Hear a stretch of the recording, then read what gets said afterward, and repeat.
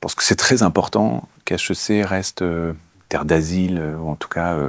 moi, je suis extrêmement attaché. On a 135 nationalités sur le campus. Je suis extrêmement attaché à ça, à ce résultat, et je pense que ça fait partie de la mission de l'école que de créer des ponts et pas de créer des digues. À la première élection du président Trump, on a eu un pic de candidature dingue. Au moment du Brexit, on a eu un pic de candidature dingue. Et donc là, deuxième élection, c'est pareil, on est encore sur des hausses assez significatives. Nous, on est très attachés à la classe préparatoire. Je trouve ça assez fantastique comme parcours. C'est intellectuellement génial, c'est assez unique quand même. Hein. Il y avait une baisse de candidatures ces 3 dernières années. Mais il y a une augmentation colossale des candidatures ces 15 dernières années. Quel est l'impact d'avoir des fonds privés qui rentrent... mon rôle à moi, c'est donner l'étoile polaire, faire en sorte qu'on aille tous dans la même direction. Bienvenue sur Totis dans ce nouvel épisode de DG sur écoute. Aujourd'hui, j'ai le plaisir d'échanger avec Éloïc Perrache, qui est le directeur général et le doyen d'HEC Paris. Bonjour Éloïc. Bonjour Thibault. Merci d'être avec nous. Merci à vous de venir jusqu'à moi.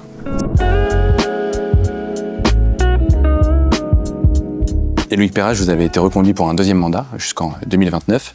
Est-ce que vous pouvez nous décrire ce qu'est l'ADN Perrache depuis 2021 ? L'ADN Perrache, c'est breveté. Hein, donc, alors, comment je peux vous décrire ça ? Alors, moi, ça fait 22 ans que je suis à HEC. Donc, une première dimension, c'est que j'ai un attachement énorme à cette institution. J'adore les élèves, je vois beaucoup de diplômés, je suis très accessible, je pense, en interne. Ça, c'est un fondamental dans le sujet. Parce qu'il y a une deuxième dimension très forte, qui est très importante pour moi, c'est de donner du sens. Okay, HEC, c'est une institution à but non lucratif, service de l'intérêt général. Et moi, je suis assez habité, obnubilé par l'impact que cette institution peut avoir sur son environnement, son écosystème, sur la société ensemble. On en reparlera peut-être. Et je pense que ça engage quand même pas mal. J'aime pas le statu quo. Alors, on peut donner un peu le tournis, mais en tout cas, il y a une démarche très entrepreneuriale en interne et on avance beaucoup de choses. Et puis après, en mode de leadership, mon rôle à moi, c'est donner l'étoile polaire, faire en sorte qu'on aille tous dans la même direction. Mais chacun est responsabilisé, beaucoup de délégations, et je pense que ça donne aussi beaucoup de sens aux gens qui se sentent investis d'une mission importante. Donc c'est une combinaison d'un peu tout ça. Ouais. Aujourd'hui, les écoles de management françaises sont confrontées à de nombreux défis. La hausse des coûts de structure, les dépenses immobilières, les frais de scolarité, la baisse démographique européenne, les tensions internationales. Comment est-ce que vous, au quotidien, vous gérez, vous anticipez Alors, toutes les organisations sont confrontées à ce genre de choses. Hein. Alors, l'environnement est un peu plus incertain qu'il y a quelques mois, mais ça fait partie de notre quotidien. Donc, on le regarde. Il y a des éléments que vous avez évoqués que nous, on subit moins, on subit peu même. Vous avez parlé de la démographie, de l'attractivité internationale. On n'a jamais eu autant de candidats à HEC. Dans l'histoire de l'école, jamais eu autant de candidats du monde entier qui viennent à HEC. Donc on est plutôt bien positionné sur cette partie-là. Et puis, effectivement, on veut accroître la densité de talents à HEC, de nos corps professoraux, de notre staff. Donc, il faut attirer des talents, ça coûte un peu plus cher. On a des projets immobiliers. Tout ça, on les regarde de la manière la plus professionnelle possible. Et je vous parlais de statu quo tout à l'heure. Réinventer nos business models, repenser nos business models, oui, ça fait partie du jeu. Et puis, c'est ça qui rend le truc quand même hyper intéressant. Comment est-ce que vous faites pour garder votre indépendance financière aujourd'hui ? C'est quoi ce qui vous permet de financer la croissance ? C'est les frais de scolarité, la fondation ? Comment ça se passe ? J'anticipe cette question. Juste vous donner un peu de perspective historique et essayer d'avoir l'image la plus complète sur ce sujet-là, parce que ça occupe l'espace médiatique. Aujourd'hui, les étudiants de la grande école payent plus cher qu'il y a une quinzaine d'années. Indéniable. Ils payent un petit peu plus cher. Même significativement plus cher. Ce qu'on oublie de dire en général, c'est que, vous le savez, mais on avait des fonds publics, notamment de la Chambre de commerce, qui subventionnaient l'activité de l'école. Des réformes politiques, des décisions au plus haut niveau de l'État ont fait que les chambres de commerce ne peuvent plus, aujourd'hui, financer des écoles. Je pense qu'elles adoraient le faire. On a encore énormément de relations, elles nous aident énormément sur plein de sujets, mais elles ne peuvent plus financer l'école. Et donc, on a perdu cette partie-là du financement. Et pour vous donner un petit exemple, il y a 15 ans, les frais de scolarité de HEC, c'était 10 000 euros. Et on recevait 12 millions d'euros de la Chambre de commerce. Et on avait 1200 élèves à la grande école. Donc 10 000 euros par élève. Donc en 2009, les vrais frais de scolarité HEC, c'était 20 000 euros. 10 000 euros payés par des fonds publics, 10 000 euros payés par les étudiants. On n'a plus ces fonds publics. Et 15 ans plus tard, les frais de scolarité sont à 20 000. Il y a eu de l'inflation, il y a eu énormément de choses. Donc juste dire, les gens payent un petit peu plus, il n'y a plus de fonds publics, mais est-ce que l'école a eu des rentrées financières très importantes? La réponse est non. C'est-à-dire 15 ans plus tard, on a à peu près compensé la perte des subventions publiques. Donc ça, c'est un premier point. Quand je lis voilà, on a du pétrole un petit peu partout, on va juste essayer de relativiser un petit peu plus ces choses. Par contre, effectivement, on a repensé nos business models, et puis fait de la formation continue, et puis la fondation HEC aussi a levé plus de fonds auprès d'anciens, auprès d'entreprises, sur tout un ensemble de projets très stratégiques pour l'école. L'objectif, c'était pas de remplacer la chambre de commerce, c'était le last mile un peu sur tout un ensemble de sujets, ouverture sociale, recherche. Et donc ça nous a permis de continuer à investir dans l'excellence de l'école. Donc, c'est ça le sujet, c'est-à-dire qu'on a, on a eu plusieurs phases, en fait, à l'école. On a eu une autonomie administrative, c'est-à-dire qu'on a eu une personnalité juridique et morale, c'était en 2016. Puis il a fallu avoir une autonomie de gestion, et donc d'essayer d'équilibrer nos comptes sans les fonds publics, ce qui est le cas. Et la troisième, c'est sur laquelle on investit énormément de temps, d'efforts aujourd'hui, c'est l'autonomie d'investissement. C'est-à-dire qu'il va falloir que nous-mêmes, on continue à investir sur le campus, au niveau immobilier, mais sur plein d'autres sujets. Et c'est cette troisième phase dans laquelle on est aujourd'hui et qui fait que on va devoir continuer à aller chercher des fonds. Est-ce que vous comprenez justement les écoles qui font actuellement appel à des fonds pour financer leur croissance? Et est-ce qu'un jour, ça pourrait arriver pour HEC Paris? Alors, deux questions. La première, je ne sais pas s'il faut la poser comme ça. Le sujet, c'est quel est l'impact d'avoir des fonds privés qui rentrent en capital d'une école. Okay. D'indépendance un peu stratégique et surtout de mission. C'est-à-dire que il y a deux grands sujets d'impact sociétal très forts dans une école, quand vous prenez une école comme HEC. La recherche. La recherche, c'est un bien public. D'accord ? Donc nous, on finance des chercheurs qui publient des papiers, qu'ils donnent gratuitement au reste du monde. D'accord ? Ça s'appelle un bien public. Vous le consommez, vous n'empêchez pas de le consommer. Et c'est une mission très importante de l'école, de partage de connaissances. Et on espère que cette connaissance-là, elle va avoir un impact, elle va permettre aux gens de comprendre un peu mieux des sujets, etc. Donc c'est très important. Et ça, c'est une contribution forte à la société. Et puis l'autre, c'est tous les engagements d'égalité des chances, moi j'adore dire ça, c'est transformer massivement des destins de nos élèves, mais il y a plein de gens qui bénéficient de l'expertise de l'école et qui ne vont pas forcément en être diplômés. Ça, c'est un engagement sociétal très fort. Il faut pouvoir le réaliser. Je sais, on investit beaucoup de moyens là-dedans. Si vous avez un fonds qui vous demande des niveaux de rentabilité, peut-être que vous allez rogner là-dessus. Peut-être que certains fonds vont vous dire non, il faut continuer, c'est très important. Donc, une fois de plus, ça dépend beaucoup des fonds. Okay. Maintenant, vous posez la question à HEC, non, ça n'arrivera pas. Okay. C'est-à-dire qu'à HEC, il y a un engagement très fort au sein de la gouvernance. Vous avez à la fois la Chambre de commerce et la Fondation HEC et les alumni qui composent le capital de l'école.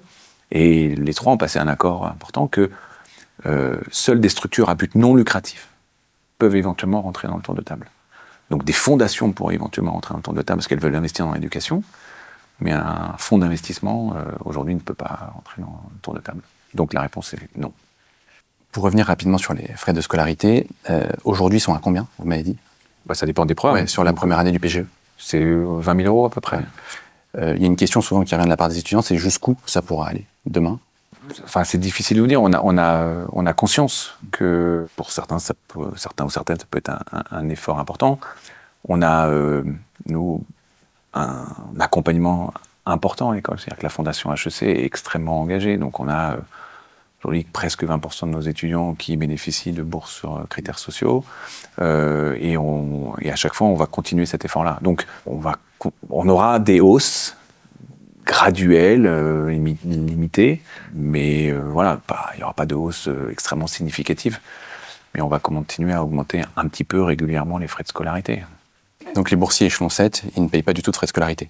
Donc les boursiers 7, on prend en charge l'intégralité des frais de scolarité, ils payent un peu de frais administratifs. Et puis après les 6, c'est 90% des frais de scolarité, etc. Et donc on remonte un petit peu comme ça. Donc un côté assez linéaire. On va maintenant parler un peu de géopolitique. Donc face aux instabilités actuelles, en France et en Europe et dans le monde, les business schools étaient perçus comme les ambassadrices d'une mondialisation heureuse, avec une forte mobilité internationale. Aujourd'hui, est-ce que vous pensez que ce phénomène peut prendre fin, ou en tout cas être diminué dans les prochaines années? Non, je ne crois pas qu'il va prendre fin, et je pense que c'est très important qu'HEC reste une terre d'asile, ou en tout cas...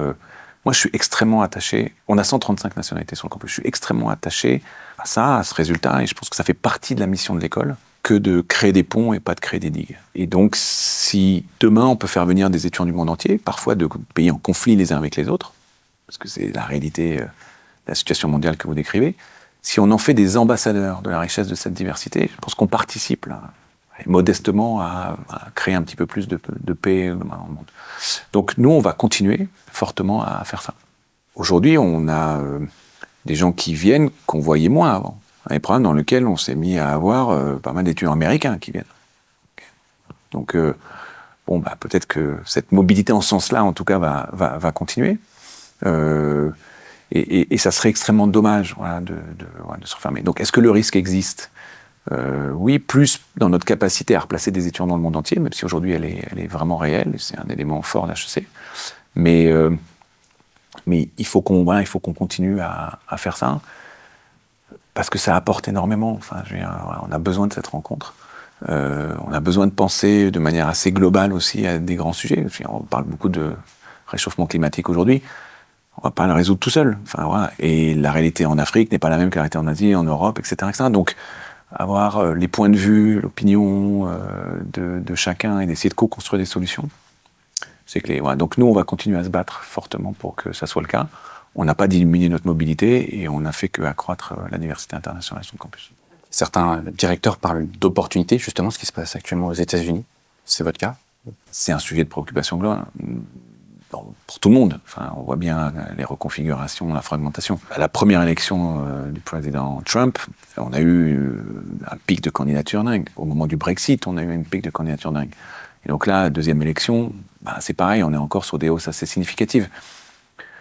Donc oui, mais maintenant, si vous me demandez à choisir, est-ce que je veux ça et on a plus de candidatures ou un monde plus apaisé, enfin, la réponse va être assez simple.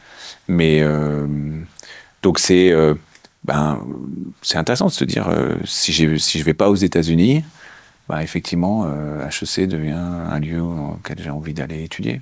Donc si on est ravis de pouvoir servir cet objectif-là aussi. On a le sentiment qu'il y a certaines accréditations internationales qui sont en train de changer leurs critères pour obtenir ces accréditations.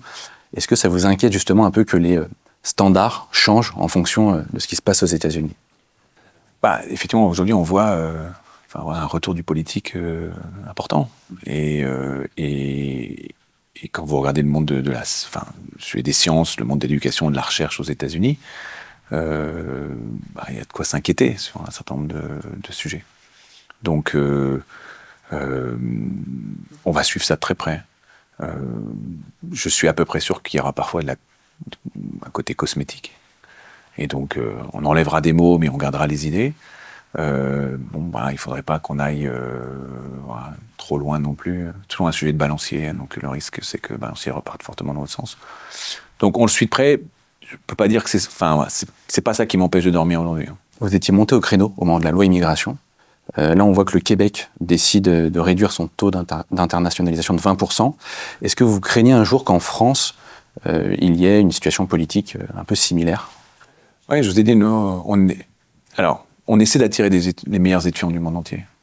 Je pense que... Et c'est magnifique pour la France. Si on a des étudiants talentueux qui viennent, qui apprennent notre langue, je suis sûr qu'ils aiment notre pays et qui sont des ambassadeurs demain.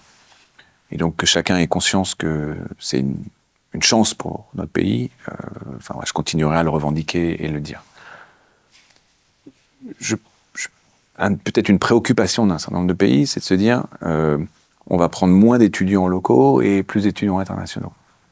Et là, il peut y avoir débat. À HEC, on a augmenté le nombre de places sur classe préparatoire et pris des étudiants internationaux. Donc la taille du programme Grande École a très significativement augmenté. Et on n'a pas joué les vases communicants.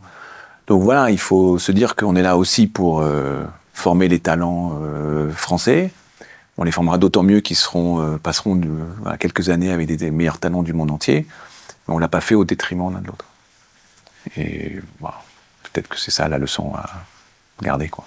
Merci Éloïc Perrache. On va maintenant parler du rôle d'HEC face aux innovations, en particulier avec l'intelligence artificielle. Vous faites partie d'un consortium piloté par l'Institut Polytechnique de Paris et vous avez remporté un appel à projet IA Cluster à hauteur de 70 millions d'euros. Quel sera le rôle effectif de HEC Paris justement dans ce consortium? Alors c'est piloté ensemble, hein. Donc par l'Institut Polytechnique de Paris et HEC. On a créé un centre dans le domaine de l'IA et de la data. Et c'est très important, c'est un centre, désolé de l'anglicisme, mais for science, business and society. Donc c'est pas seulement de l'algorithmique, mais c'est aussi quelles sont les implications business pour le monde des entreprises et les implications sociétales. Alors forcément, à HEC, on est moins exposé sur des sujets plus scientifiques, sciences dures, voilà. AI and quantum, on va faire un peu moins de choses. Mais on est très, très engagé sur la partie business et société. On a des profs de droit ici qui travaillent beaucoup sur les enjeux d'éthique de la data, sur les enjeux de IA et droit. Et donc, ce qu'on fait ensemble, il y a une dimension scientifique importante, là aussi de production de connaissances et de diffusion de cette connaissance. Et on a de plus en plus de professeurs de l'Institut Polytechnique de Paris, de l'INRIA, du CNRS et d'HEC qui sont amenés à travailler ensemble. Il y a une dimension enseignement, sur laquelle vous taraude, vous allez poser des questions là-dessus, mais l'idée c'est comment est-ce qu'on peut co-construire des programmes ensemble avec l'Institut Polytechnique de Paris. On a lancé il y a quelques années un master commun, donc un master en Data Science for Business, une année à Polytechnique et une année à HEC. C'est ouvert aux étudiants polytechniciens, aux étudiants d'HEC, puis on va en recruter dans le reste du monde. Mais là, l'idée, c'est qu'on a envie de passer à une phase plus avancée, on va faire plus de choses ensemble, on va co-construire des programmes, peut-être des programmes en face à face, peut-être des programmes digitaux. Et l'idée, c'est plutôt de faire ça chacun dans notre coin, ben, on va le faire ensemble et on va faire en sorte que chacun puisse en bénéficier. Et puis, il y a une troisième dimension, donc recherche, enseignement, et puis une dimension entrepreneuriale. Enfin, si vous regardez l'Institut Polytechnique de Paris, c'est 25% des licornes françaises, HEC, c'est 25% des licornes françaises, dynamique entrepreneuriale qui est extrêmement forte à HEC. Et donc, en se mettant ensemble, on a sans doute une capacité à accélérer encore le développement des futures licornes françaises dans ces domaines-là. Donc, voilà un peu le triptyque sur lequel on va travailler ensemble. Et c'est intéressant. Pour prendre l'exemple du programme Grande École, comment est-ce que l'IA et finalement tous ces travaux vont-ils être intégrés au sein du PGE? Alors souvent, ce qu'on fait quand il y a des sujets qui émergent, on développe un programme. Une majeure, un certificat. On l'a fait il y a des années pour le digital, puis on l'a fait pour la sustainability. Et très souvent, on le fait en avance de phase. Hein. Le master développement durable, maintenant qui s'appelle autrement à HEC, qui est en anglais, qui attire des étudiants du monde entier, ça fait, je crois, 25 ans qu'on l'a à HEC. Mais c'est intéressant de voir que souvent, c'est dans un programme, on expérimente, ça devient un petit laboratoire, on expérimente plein de choses, avant que ça vienne diffuser dans l'ensemble du programme d'HEC. Et puis aujourd'hui, vous avez tous les étudiants qui suivent un cours sur les limites planétaires, et puis on change les cours obligatoires de l'école, etc. Là, c'est un peu pareil. Je vous ai dit, on a créé ce programme avec l'Institut Polytechnique de Paris, Data Science for Business. Alors, soit vous faites celui-ci, soit vous en faites un autre. Donc, il y a une partie de choix. Puis après, on a créé un cours de Data Science pour l'ensemble des élèves. 100% des élèves de la grande école doivent suivre un cours d'IA et Data Science. Et puis là, maintenant, on passe à la phase d'après où 100% de nos élèves vont être certifiés. Donc, ils vont avoir des programmes très avancés et des programmes de certification qu'on aura co-développés avec l'Institut Polytechnique de Paris. Donc, parfois, ça rentre dans des cours spécifiques, dans des verticales bien particulières. Mais de manière générale, on fait en sorte que voilà, tous nos élèves soient fortement exposés à ces sujets-là.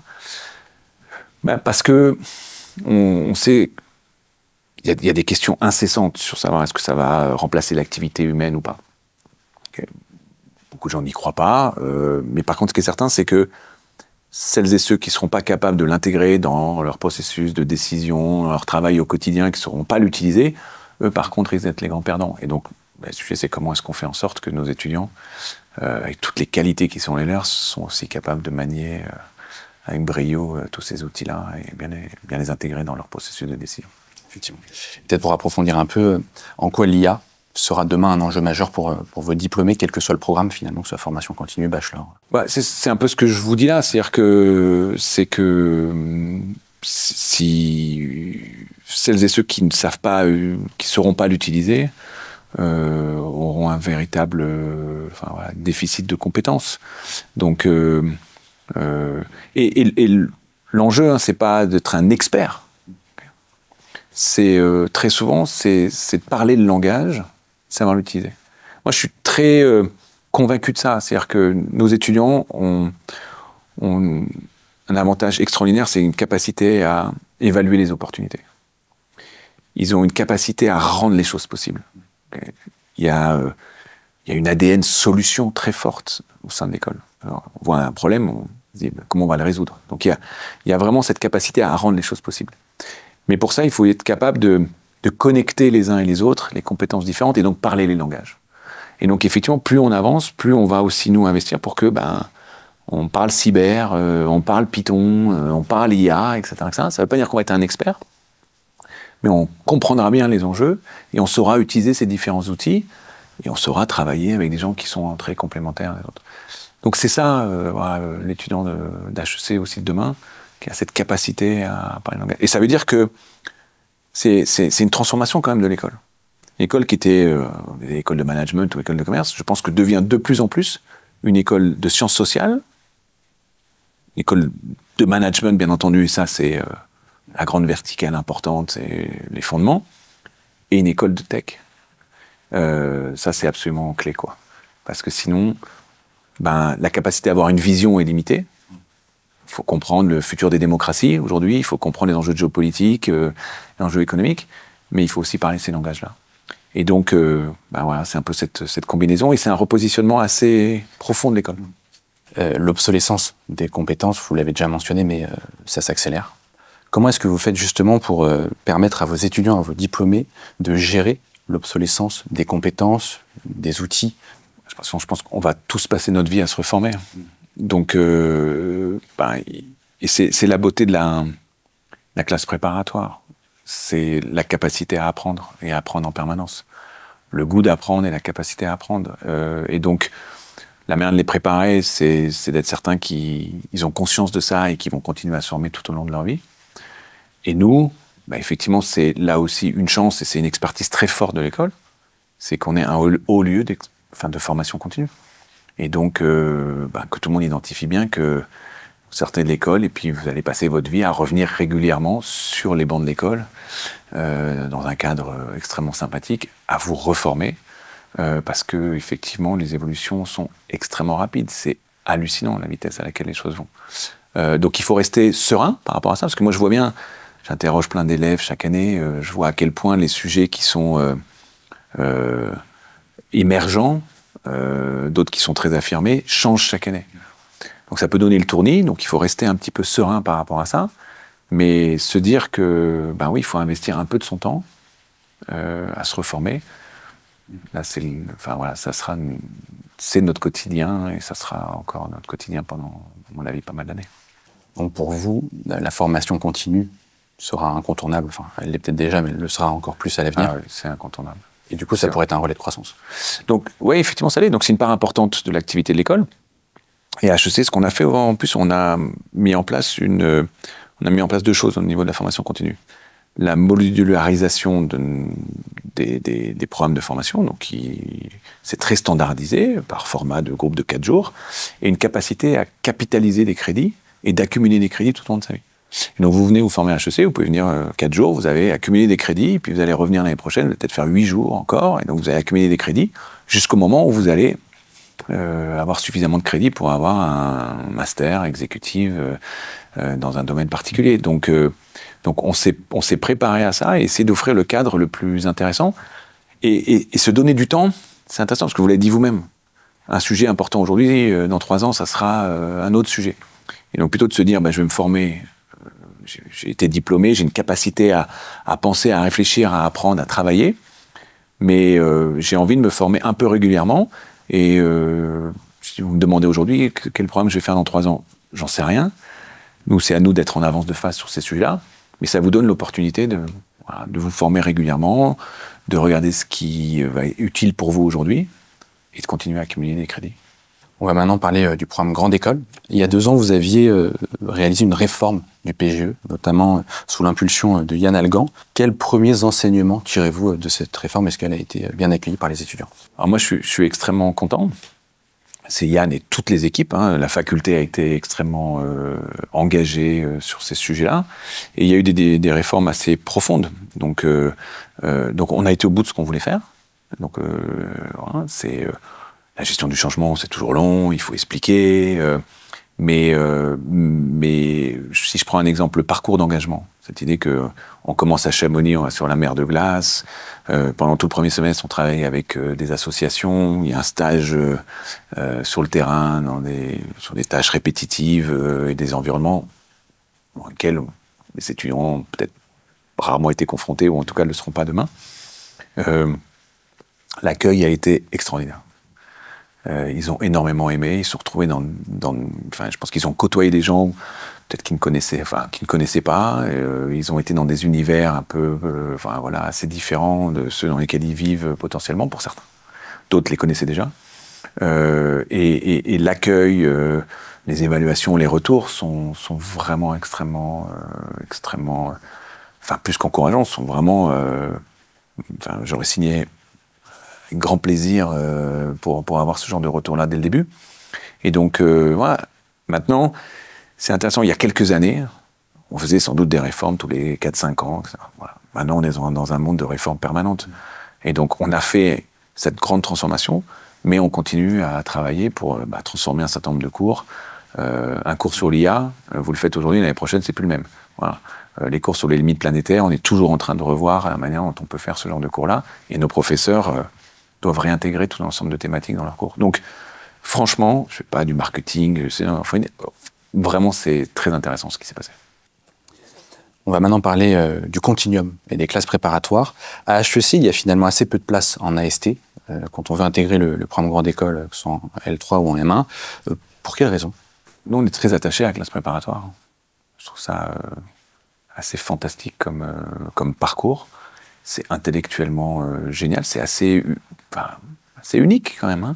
Quand vous regardez un peu partout dans le monde, il faut vous spécialiser assez vite. Voilà. Là, vous allez faire des mathématiques, de la géopolitique, de l'économie, de la philo, des lettres, des langues, etc. Voilà. Ces arts libéraux, ça se marie très bien avec le parcours d'après. Donc, nous, on est très attachés à ce programme-là. Et donc, ce qu'on a fait, c'est qu'on a plutôt augmenté le nombre de places. On l'a encore fait là pour la rentrée prochaine, offert aux étudiants de classe préparatoire. On a agi en plus de concert avec les autres écoles pour communiquer ensemble sur la classe préparatoire. Ça a des bons résultats, donc c'est intéressant. Et donc, l'objectif après, c'est d'amener de la diversité. Et cette diversité, elle est à la fois sur un bagage académique et puis la diversité internationale et de la diversité sociale. Et donc, en fait, ce qui se passe, on a des AST, mais on les a sous forme de double diplôme. Okay. Et donc, on a même plus d'étudiants qui rentrent comme ça que ce qu'on en avait il y a 15 ans. On avait le concours et puis un concours d'admission France, où il y avait une 60aine d'élèves. Aujourd'hui, on a un peu plus de 100 ou 120 élèves qui viennent sous forme de double diplôme. Et l'objectif de l'HEC, c'est d'avoir un peu les meilleurs élèves d'une génération. Certains sont allés en classe préparatoire CG, donc ils sont rentrés à HEC. D'autres ont décidé d'aller dans des écoles d'ingénieurs. Bon, on a des doubles diplômes avec l'IX, Mines, Pont, NSAE, Agro, etc. D'autres ont décidé de faire du droit. On a un double diplôme avec Paris 1 en droit, et donc on est des étudiants parmi les meilleurs juristes qui viennent effectivement à HEC. D'autres ont été à l'école normale. Bon, ils viennent comme ça. Et puis, il y a des étudiants du monde entier. Et c'est vrai que on adorerait pousser les murs, avoir 2000 élèves, mais on ne peut pas avoir 2000 élèves en M1 du programme Grande École. Et donc, c'est vrai qu'on a réservé quand même un certain nombre de places à ce que des étudiants du monde entier viennent pour amener cette diversité internationale. Donc, vous voyez, l'idée, c'est ça. C'est voilà, les meilleurs d'une génération, du monde entier. Et l'admission en M1, aujourd'hui, elle s'est faite par double diplôme, plus que par une voie spécifique d'admission, de manière à ce que nos étudiants de prépa puissent bénéficier de ces opportunités au même titre que les autres. Et donc, ça équilibre pas mal les choses. Vous êtes l'une des rares écoles à proposer aussi peu de places en AST. Alors j'ai bien compris, il y a les doubles diplômes et puis les étudiants internationaux. Mais est-ce que demain, ça pourrait être aussi un relais de croissance? Parce qu'on parlait de l'augmentation des places de prépa, mais si demain, là je crois que c'est 15 places en plus cette année. Si demain vous dites 50 ou 100 places, il y a tous les directeurs d'école qui vont vous appeler pour dire ce qu'ils pensent. Donc est-ce que demain, ça pourrait être une opportunité d'augmenter le nombre de places AST? Je suis pas sûr. Je suis pas sûr. C'est-à-dire que, enfin, je vous ai dit, on est passé mécaniquement de gens qui n'ont pas fait une prépa HEC, on est passé en gros de 60 à peu près 120 français. Donc c'est déjà une hausse importante. L'idée, c'est où sont voilà, les meilleurs effectivement d'une génération. On a ouvert une voie avec l'Institut de l'engagement, on travaille avec un certain nombre d'associations. Donc là aussi, ça a amené un certain nombre de personnes. Donc sur des objectifs un peu ciblés, oui. Mais vous voyez, si les effectifs en classe préparatoire remontent, quand HEC dit on va recruter plus en classe préparatoire, j'espère qu'on entraîne aussi toute une filière et donc tout le monde va en bénéficier. Justement là-dessus, il y a un regain d'intérêt pour les classes préparatoires. Je voulais avoir votre regard là-dessus et votre satisfaction auprès de la PHEC. Elle est énorme. On est content, c'est une très bonne nouvelle. Alors, collectivement, en tout cas, on soutenait cette filière-là. Je pense que les gens aiment bien dire, parler de compétition entre les différentes écoles. Ouais, on se voit souvent, on discute souvent ensemble et on a des projets communs qui nous animent. Donc on a très envie de soutenir cette filière-là. Et puis, je pense que les gens réalisent à quel point c'est vraiment une filière d'excellence. Voilà, ce qu'on y apprend pendant toutes ces années est important, ce qu'on a pu développer, beaucoup travailler, indéniablement. Mais voilà, quand on veut avoir des responsabilités importantes dans un théâtre, dans l'industrie du cinéma, dans une banque, dans un grand groupe, etc., bah oui, il faut à un moment donné aussi beaucoup travailler.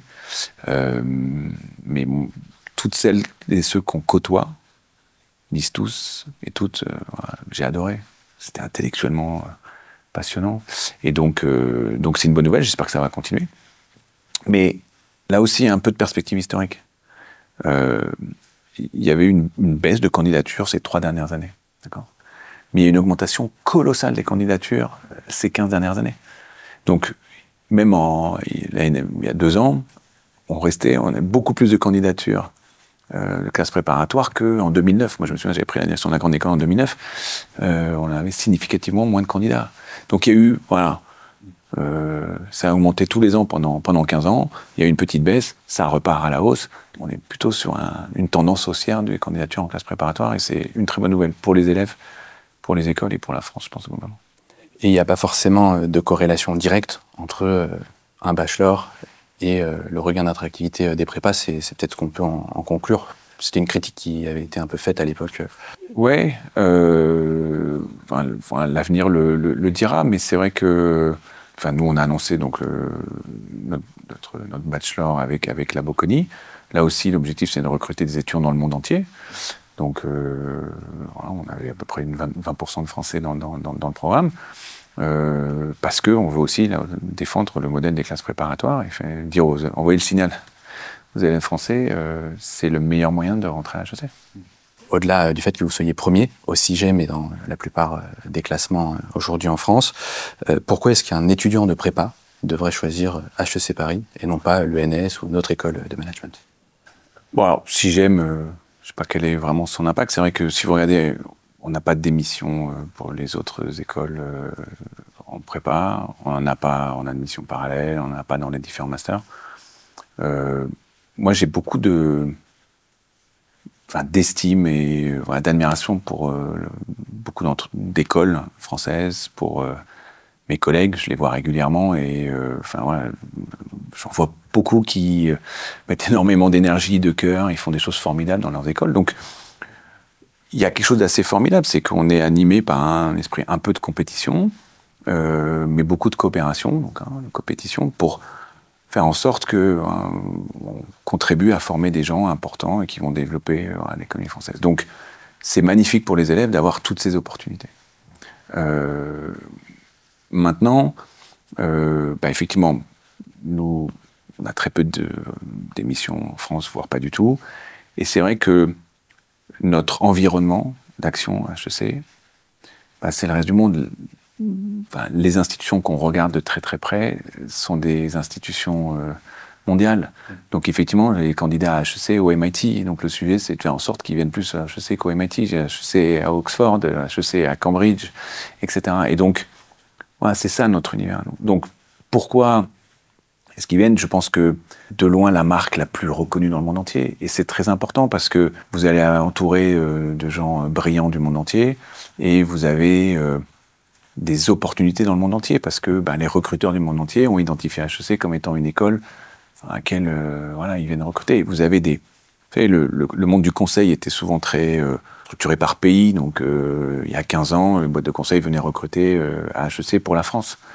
Bon, aujourd'hui, vous avez les plus grandes boîtes de conseil qui viennent recruter pour le monde entier à HEC. Donc c'est une opportunité pour des étudiants français d'aller travailler partout dans le monde entier. Et c'est vrai du conseil que de l'industrie, de partout. Aujourd'hui, on a des licornes françaises en France, et puis on a des licornes aux États-Unis, on a des licornes en Angleterre, on a des licornes dans tout un ensemble de pays. Donc il y a une marque qui est très connue, et le monde d'opportunités que ça ouvre est absolument colossal. Vous avez un corps professoral unique, visible, important. Donc j'espère une expérience académique qui est particulièrement intéressante. Puis après, vous avez un sujet dont on parle assez peu, c'est le campus.